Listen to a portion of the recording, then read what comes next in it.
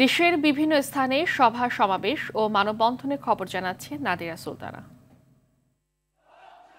ফিলিস্তিনের গাজায় ইসরায়েলের চলমান আগ্রাসন এবং মানবাধিকার লঙ্ঘনের প্রতিবাদে রংপুরে বিক্ষোভ মিছিল, মানববন্ধন সমাবেশ অনুষ্ঠিত হয়েছে।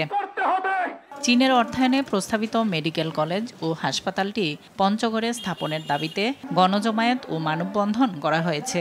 এ সময় দাবি না মানলে কঠোর আন্দোলনের হুঁশিয়ারিও দেন বক্তারা।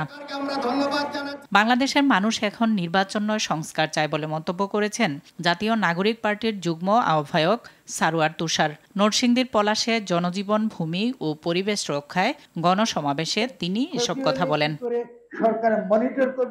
ঝিনাইদহে বিশেষ বিদ্যালয়সমূহের স্বীকৃতি ও এমপিও ভুক্তির দাবিতে করণীয় শীর্ষক মতবিনিময় সভা অনুষ্ঠিত হয়েছে। বাংলাদেশ প্রতিবন্ধী বিদ্যালয় সমন্বয় পরিষদ এই সভার আয়োজন করে।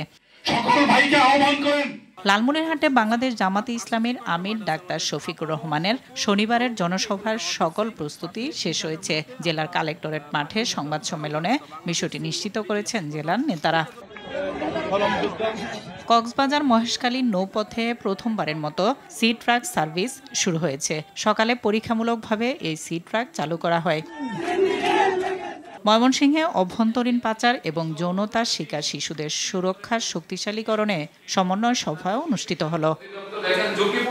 ঠাকুরগাঁয়ে ১২০০ মানুষকে বিএনপির উদ্যোগে ফ্রি স্বাস্থ্যসেবা ক্যাম্পের মাধ্যমে চিকিৎসা দেওয়া হয়েছে। নাদিরা সুলতানা, RTV।